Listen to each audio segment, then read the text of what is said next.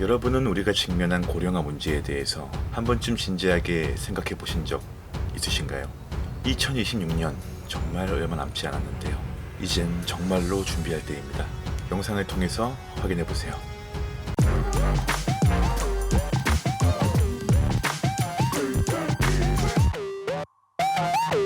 소처럼 일하는 루팡에게 구독은 큰 힘이 됩니다. 고령화의 사회적 속도는 크게 세 가지 단계로 나뉩니다. 차례대로 고령화 사회, 고령사회, 초고령사회 등인데요.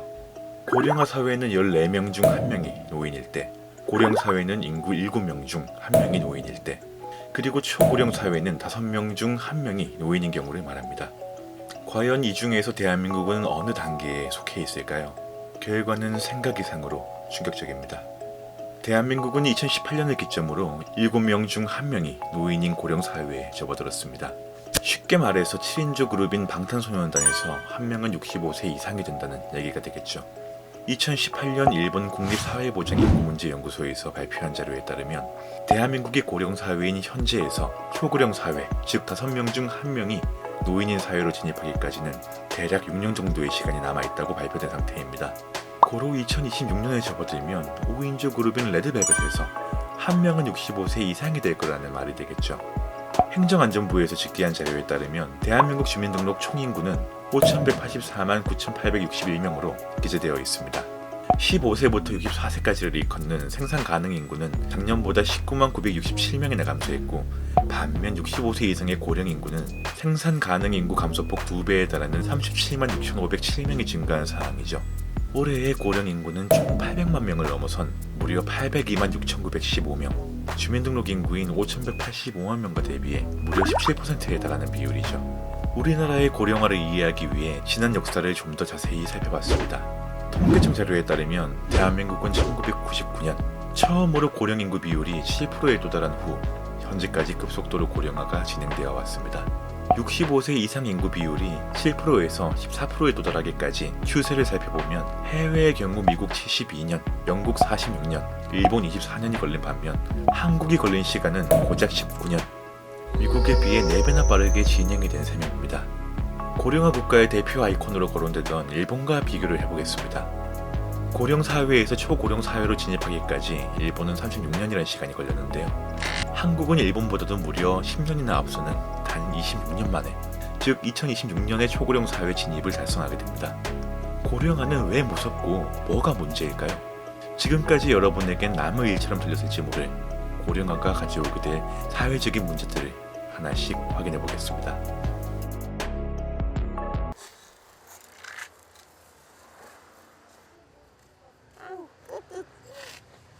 끝을 팔아갖고 남이라도 사갖고 얼마나 뜯어줬는데 안 보이네.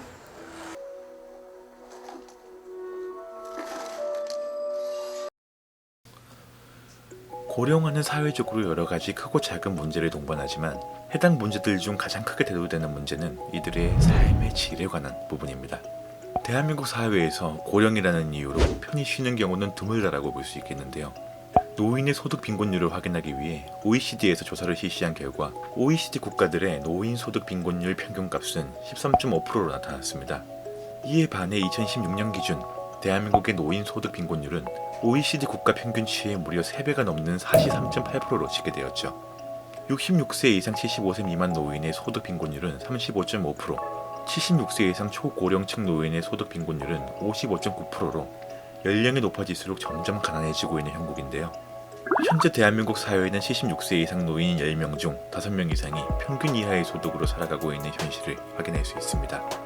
이들이 최소한의 생계를 위해 식당이나 경비직종 등 비정규직 저임금 일자리에서 일하기만 해도 상황은 괜찮은 편입니다. 연령이 높아질수록 경제활동이 여의치 않기 때문에 사회적으로 격리되면 물론 생계 유지를 위해 거리에서 파지를 줍는 모습들은 어제 오늘의 일이 아닙니다. 국회 입법조사처가 발표한 자료에 따르면 65세 이상 노인의 경제활동 참가율에서 한국은 OECD 회원국 중 1에서 2위를 차지하고 있다고 하는데요. 70세 이상, 74세 미만 한국 노인의 경제활동 참가율은 회원국 1위, 65세 이상 69세 미만은 2위를 차지하고 있으며 특히 작년 70세 이상 74세 미만의 경제활동 참가율은 무려 35.3%로 OECD 평균인 16.2%의 2배를 넘어갑니다. 한 누리꾼은 이러한 한국인의 삶을 들어 OECD 회원국 중 가장 오랜 기간 일하고도 가장 가난하게 삶을 사는 나라라고 말했습니다. 정말 씁쓸한 현실 아닌가요? 평생을 일만 하고 살았는데 그 결과는 길에서 파지를 죽고 살아가는 이 현실 말입니다. 나한테 이러면 안 되지.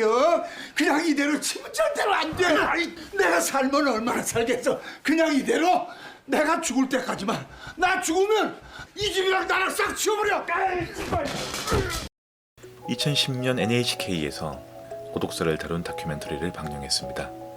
이 영상에서 다룬 무연사회란 혈연, 학연, 지연 등 어떤 연도 없는 사회를 말하고 고독사가 달리 해석되길 세상 모두와 연이 끊긴 상태에서 혼자서 죽는 것으로 표현되고 있죠.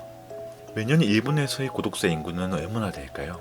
여러분이 다소 놀라실 만한 내용이지만 현재 일본에서는 무려 연간 42,000여 명이 고독사 인원으로 집계되고 있습니다. 그런데 이보다 무서운 것은厚생노동청의 연구에 따른 결과인데 현 시점에서 20년 이후인 2040년에 이르러 고독사 인구의 수는 20만 명에 육박할 것이라고 합니다. 이는 인구 고령화와 함께 늘어나는 미혼 남녀로 혼자 사는 독거노인과 싱글족이 기하급수적으로 늘기 때문인데요. 이러한 현상은 일본만의 문제가 아닙니다. 대한민국은 2017년 기준 사상 최대의 저출산율을 기록한 나라이며 옥스퍼드대 인구문제연구소장 데이비드 코너먼은 인구 문제로 인해 최초로 소멸할 나라 1위로 한국을 지목했습니다. 예로 우리 사회에서 딩크족의 비중은 점차 늘어나고 있죠. 이와 함께 하나 더 주목해야 하는 사실은 한국의 이혼율입니다. 한국은 아시아권에서 이혼율 1위를 차지하는 나라로 연간 11만 명에 달하는 이혼 가정이 발생하고 있습니다. 애는 낳지 않고 결혼을 한다 해도 이혼을 하는 가정이 늘어나다 보니 점차 사회적으로 소외되고 부양은커녕 만날 사람도 없는 무연 사회에 다가서고 있으니 미래는 자명한 노릇입니다. 우리나라의 지방 도시 기준 3분의 1에 해당하는 무려 84개의 지역이 향후 30년 안에는 아무도 살지 않는 인구 소멸 지역이 될 가능성이 있다고 합니다. 분명 국가적인 입장에서는 안타까운 일이지만 누구도 현 시국에서 결혼을 포기한 개개인들을 비난할 수는 없습니다. 절대적으로요. 저 혼자 사는 노인들한테 돈 나온다고 그랬지? 아, 10만 원? 그렇게 많은 돈을 준다고요? 네. 일반적으로 건강한 사회는 어떤 비율이 가장 이상적일까요? 인구 100명 중 70명, 즉 70%의 인구가 노동인구 연령에 속해야 건강한 사회라고 볼 수 있습니다. 하지만 노동인구가 줄고 비노동인구가 늘어나게 되어 노동인구가 부양해야 할 비노동인구가 40%를 넘어가는 시점부터는 노동인구의 부담이 커지고 과도한 부양 책임을 지게 된다고 말합니다. 2000년대 초반만 해도 노인회관은 한 면의 1개소가 기준으로 작용했으나 최근 노인인구 급증에 따라 각 리별로 노인회관이 증축되고 있는데요. 당연한 일이겠지만 노인복지시설은 노인회관의 전부가 아닙니다. 다른 형태의 복지시설을 세우기엔 예산과 자금이 부족한 상황이며 이러한 상황 속에서 세대 간 갈등도 심화되고 있다는 것이죠. 과거에는 서너 명의 자녀들이 노인이 된 부모들을 부양한 반면에 오늘날은 하나 내지 두 명의 자녀가 노인 부양을 담당하고 있는 상황입니다. 아이를 낳지 않는 현 세대를 비난하실 건가요? 안진걸 민생경제연구소에서 한 얘기에 따르면 평균적으로 한 아이가 태어나 대학교를 졸업할 때까지는 약 3억 원의 금액이 지출된다고 말합니다. 3억 원이요. 자, 그렇다면 여러분은 누구를 탓하실 건가요? 오늘 영상에서는 고령화로 인한 문제로 3가지 항목에 뭉뚱그려 말했지만 장기적으로는 사람들의 평균 수명 향상과 경제적 생산력 감소로 인해서 식량, 물, 자원 등의 부족 현상이 일어나게 될 겁니다. 더불어 지구온난화 같은 문제까지 이어지게 되고 외에도 작은 것 하나하나 가진 문제들이 찾아오겠죠. 비혼주의자는 이미 제 또래에서 워낙 흔합니다. 딩크족도 많고 아이를 가지는 것 자체에 대해서 회의감을 가지는 친구들이 너무 많습니다. 제가 다니던 시절 한 반에 40명씩 총 6개의 반이 있던 제 고향 초등학교에 내려가 보면 텅텅 빈 운동장이 새삼 크게 와닿곤 합니다. 그와 함께 정말 멀지 않은 이야기임을 다시 한번 실감하고 있습니다. 아이를 낳지 않는 이유는 청년층이 잘못된 게 아니라 아이를 낳을 만한 환경이 되지 않기 때문이겠죠. 출산율 증가를 위한 정부의 제도적인 개선이나 고령자에 대한 고용제도 확립, 국민연금 개선 등 여러 가지 개선안이 나오고 있지만 아직 누구도 충분하다고 얘기할 수는 없습니다. 우리는 과연 일본의 전철을 밟지 않을 수 있을까요? 가구 전체의 3분의 1이 1인 가구라고 하는 무연사회, 일본의 모습이 2026년 우리의 모습이 아닐지 우리는 진지하게 한번 생각해 볼 필요가 있겠습니다. 오늘 준비한 내용은 여기까지고요. 준비한 내용이 흥미로우셨다면 구독, 좋아요, 알림 설정 부탁드리며 다음 영상에서는 더 흥미로운 주제로 돌아오겠습니다. 수요일 루팡이었습니다. 감사합니다.